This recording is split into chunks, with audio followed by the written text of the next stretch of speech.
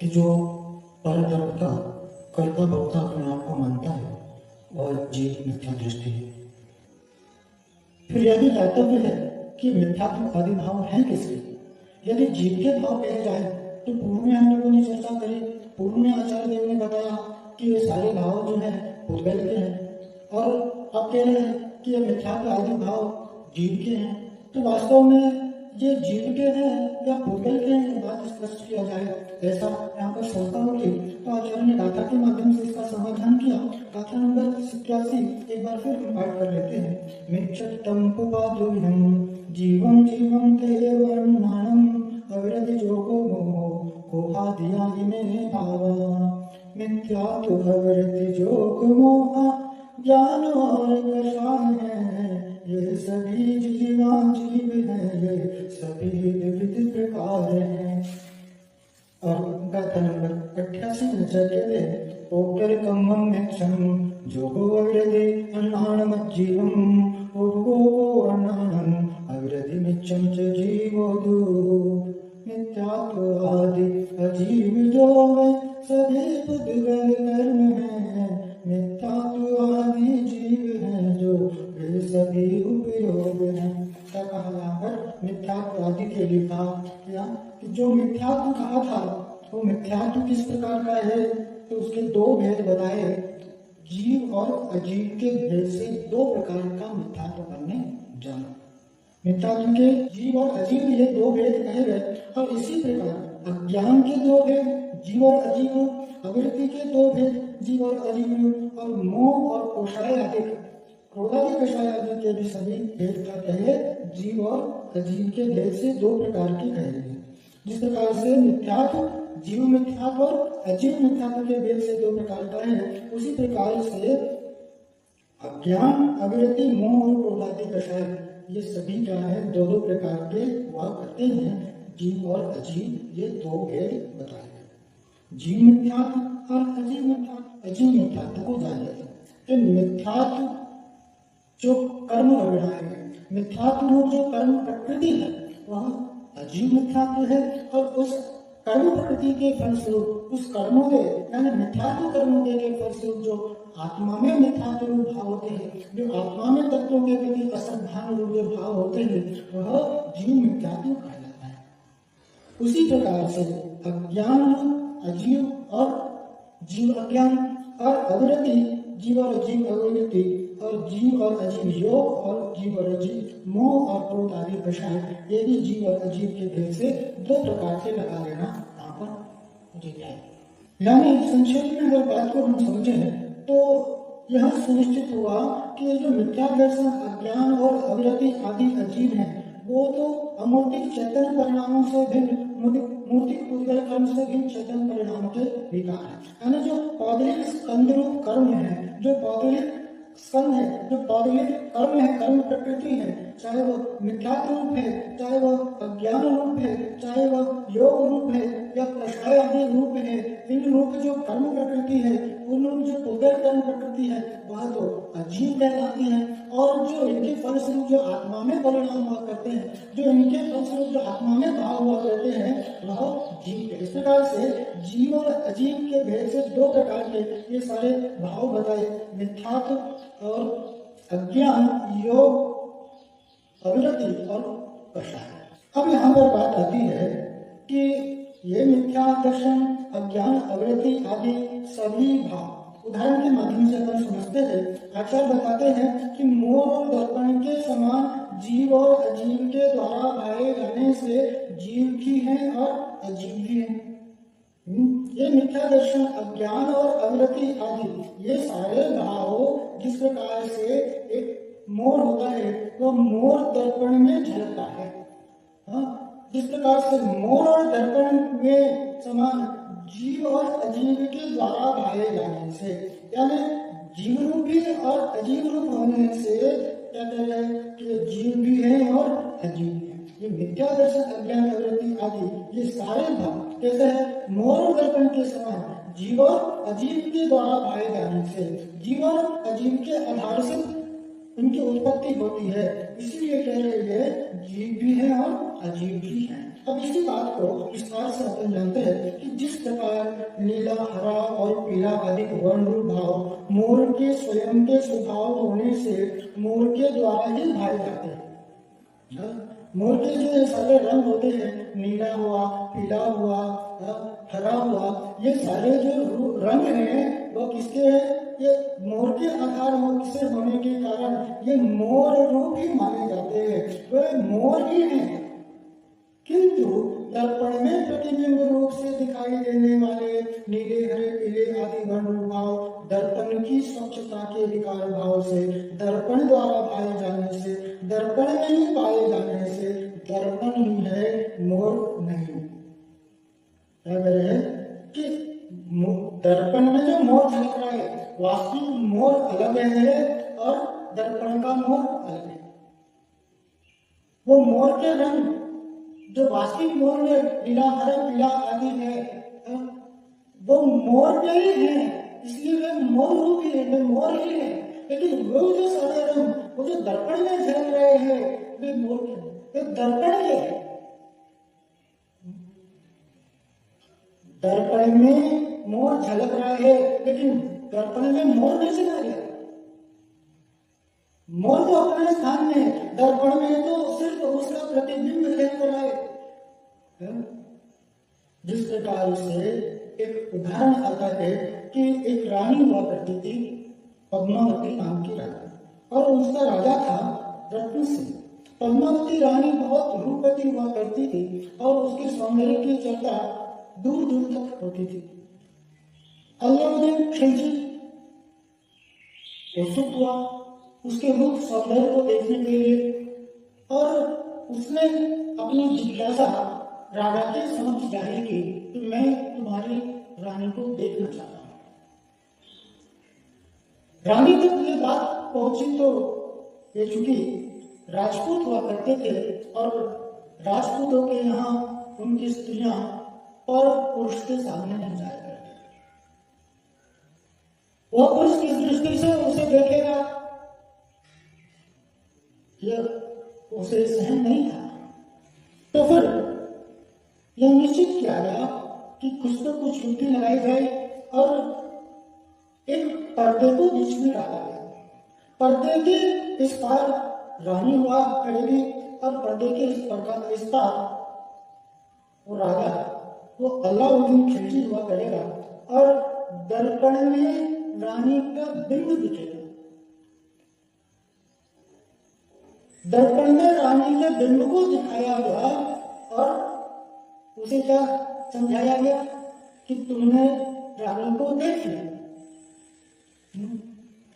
लेकिन रानी को वास्तव में क्या उसने देखा? जिस प्रकार से टीवी के माध्यम से आचार्य श्री विद्यासागर जी के दर्शन किए, तो आचार्य श्री विद्यासागर जी के दर्शन किए, टीवी में देखा तो आचार्य श्री को देखा क्या?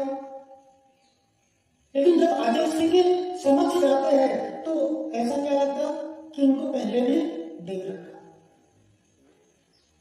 कि देखा भी है और नहीं भी देखा, देखा भी और नहीं भी देखा। इसी प्रकार से यह है कि ज्ञान रूपी दर्पण में जगत के समस्त पदार्थ झलक रहे हैं और उन पदार्थों में अपना मन जो मानता है वह तो अज्ञानी हुआ करता है।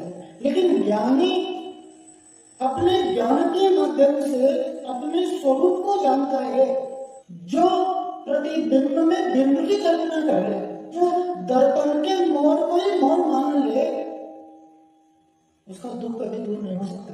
जैसे कि कोई व्यक्ति ने कभी दर्पण को नहीं देखा और पहली बार दर्पण को खरीदने गया हो तो दर्पण की दुकान पर क्या करते हैं कि उस दर्पण की विशेषता को दिखाने के लिए, उस दर्पण की सुंदरता को दिखाने के लिए उस दर्पण के सामने अनेक प्रकार के सुंदर सुंदर पदार्थ रख दिया करते हैं, गुलदस्ता आदि अनेक प्रकार के पदार्थ वस्तु उस दर्पण के सामने रख दिया करते हैं और उन वस्तुओं का रूप रंग आदि दर्पण में झलकता है और इससे प्रभावित होकर के, इससे लुभा करके कोई व्यक्ति दर्पण को खरीद ले और दर्पण को खरीद करके जब वो घर जाता है तो घर जाकर के वो दर्पण को खोलता है तो वहां क्या पाता है कि सिर्फ और सिर्फ दर्पण। लेकिन उसकी अपेक्षा क्या थी कि दर्पण के साथ इसमें जो सारे पदार्थ देख रहे हैं वो भी सारे पदार्थ भी दर्पण के साथ मुझे प्राप्त होंगे। लेकिन वास्तविकता ऐसा नहीं है। दर्पण अलग है और उसमें झलकने वाले पदार्थ अलग है। जो स्वभाव को जानता है, जो स्वभाव को प्राप्त है, वह इन झलकन में, इन बाहरी तड़क भड़क में भटकता नहीं है। और इन झलकते हुए पदार्थों में जो अपना मन मानता वास्तव में वे क्या अपने हैं, वे अपने हो ही नहीं सकते। और उन्हें अपना मानकर या उनमें इष्ट अनिष्ट की कल्पना करना यह अज्ञानता है, यह मूर्खता है। दर्पण में अगर नोटों की गड्डियां झलके तो दर्पण में झलकने वाली नोटों की गड्डियां क्या हमें वस्तु की प्राप्ति करा सकती है? उस दर्पण से बाहर निकल के वो गड्डियां आ नहीं सकती। दर्पण के नोट, दर्पण का धन अलग है और वास्तविक धन अलग है।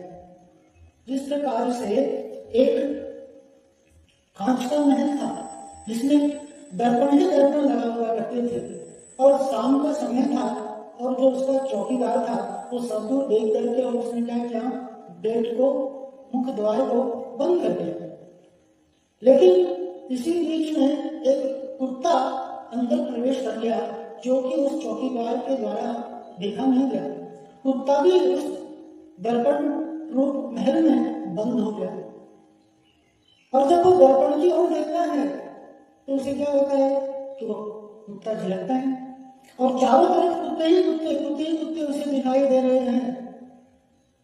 तो कुत्ते का स्वभाव क्या होता है कि एक कुत्ता दूसरे कुत्ते को देखता है तो वो क्या करता है, भौंकता है। और जब उसने दूसरे कुत्ते को या अपने प्रतिबिंब को देखा तो क्या हुआ, तो उस बिंब ने भी क्या हुआ, उसको देखा और इसने भौंका तो सामने वाले बिंब ने भी भौंका और चारों तरफ से कुत्ते भौंक रहे हैं। उसे ऐसा प्रतीत हो रहा है और उसने क्या किया, छलांग लगाया, तो सामने वाले कुत्ते ने भी छलांग लगाया।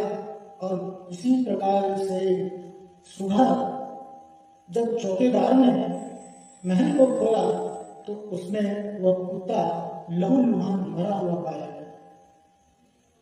विचार करने की बात है कि उस कुत्ते को छोड़ करके उस महल में दूसरा और कोई नहीं था, लेकिन उस कुत्ते को मारा तो किसने मारा?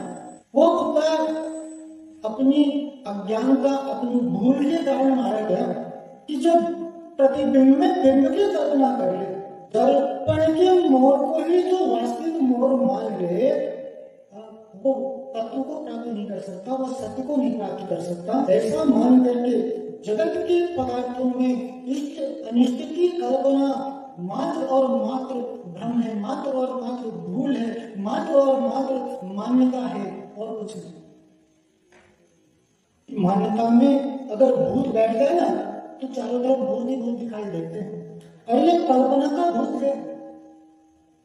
एक बार क्या हुआ, किसी को चैलेंज दिया गया कि तुम अगर रात को शमशान में चले जाओ तो तुम्हें मानना, लेकिन वो भूत से बहुत डरता था। सत्य की बात थी तो वो रात को शमशान में चला जाता है और जाता है तो क्या हुआ, तो उसे डर लगती है, तो वो डर लगती है तो वहां से भागता है और भागता है तो जैसे ही वो भागता है तो उसे ऐसा लगता है कि किसी ने उसके पीछे से पकड़ लिया।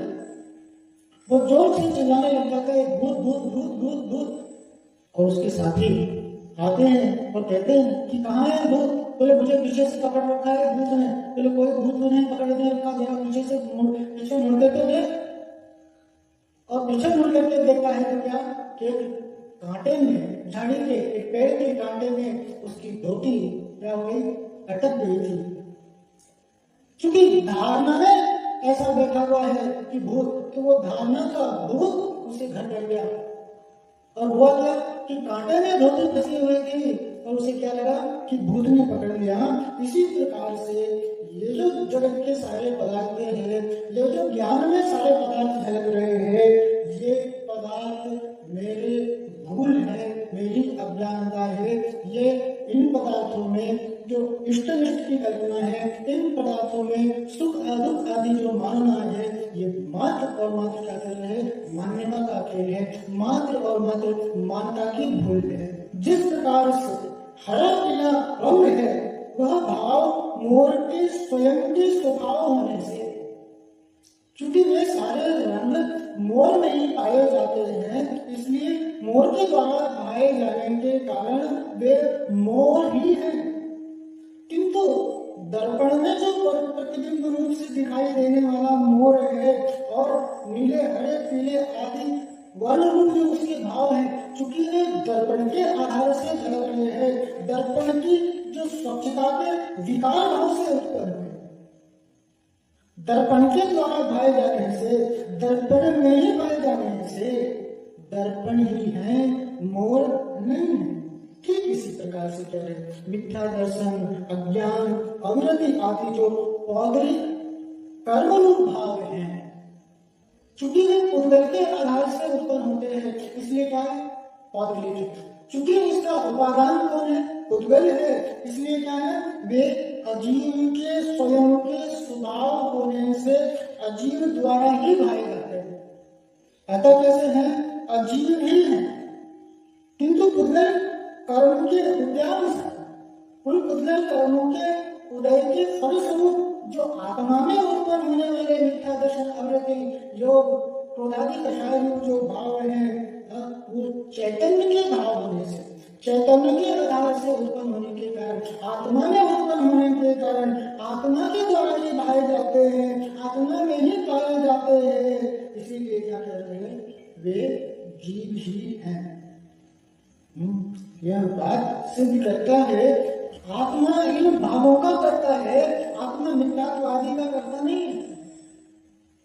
आत्मा स्वयं के भावों का करता है, आत्मा जड़ के भावों का करता नहीं हुआ करता, आत्मा कर्म उदय रूप परिणाम का करता हुआ करता है, आत्मा कर्म के उदय के अनुसार जो भाव होते हैं उनका हुआ करता है, लेकिन आत्मा कर्मों का करता नहीं हुआ करता, न कर्म का करता हुआ करता है और न कर्म आत्मा के करता हुआ, न कर्म को करने वाला आत्मा होता है, न कर्म आत्मा के कुछ करने वाले होते हैं। कर्म के अधीन नहीं है आत्मा। क्या कहते हैं, हाँ भैया, जैसा जैसा कर्म का उदय था वैसा वैसा परिणाम होता है, हमारे बस में क्या है। अंतराय कर्म का उदय था, इसलिए हमारे व्यापार में लाभ नहीं हुआ। ज्ञानावंती कर्म का उदय था, इसलिए हमें ये बात भूल गए। तो ऐसा कोई जरूरी नहीं है। पूजन की पंक्तियां इस बात का निराकरण करती हैं। क्या है वो पंक्तियां, जड़ कर्म घुमाता है मुझको, यह मिथ्या भ्रांति है मेरी, मैं राग देश किया करता जब परिणति होती जड़ के। क्या करे कि कर्म में वो ताकत नहीं है। ये जीव अज्ञानता के वशीभूत मूर्खता के कारण कर्मों की कठपुतली बना हुआ नाच रहा है, लेकिन इसे अगर अपनी शक्ति का एहसास हो जाए, अगर इसे स्वरूप का सुमरण हो जाए, तो ये कर्म में वो ताकत नहीं। सोया हुआ शेर जब सो रहा होता है ना, तो कोई भी उसके करीब चला जाता है, लेकिन वही सोता हुआ शेर और सोते सोते जरा सा एक आवाज करे, जागने जैसा प्रतीत भी हो तो फिर छोड़ करके सब तुरंत भागते हैं। इसी प्रकार से आत्मा स्वयं में जाग जाए कि ये कर्म छोड़ करके उसे भाग जाते हैं। कर्मों में वह ताकत नहीं, कर्मों में वो क्षमता नहीं, तो वे इस आत्मा का कुछ बिगाड़ सके या वो इस आत्मा में परिवर्तन लाने का उन्हें कोई सामर्थ्य नहीं है। इस प्रकार से यह सुनिश्चित हुआ कि निश्चय से जो मिथ्या दर्शन, अज्ञान और अवृत्ति आदि है वे अजीब हैं। वे तो अमूर्तिक चैतन्य परिणामों से भिन्न, मूर्तिक उदय कर्म से भिन्न चैतन्य परिणाम के विकार हैं। ये मिथ्या दर्शन, अज्ञान, अवृत्ति आदि भाव पौधलिक कर्म होने के कारण अजीब है, और यही मिथ्या दर्शन, अज्ञान, अवृत्ति, योग, क्रोधादि कषाय भाव क्योंकि आत्मा के भाव, आत्मा के परिणाम होते हैं, इसलिए क्या कहलाते हैं, वे जीव कहलाती है। इस प्रकार से जीव और अजीव रूप अपने इन चारों भावों को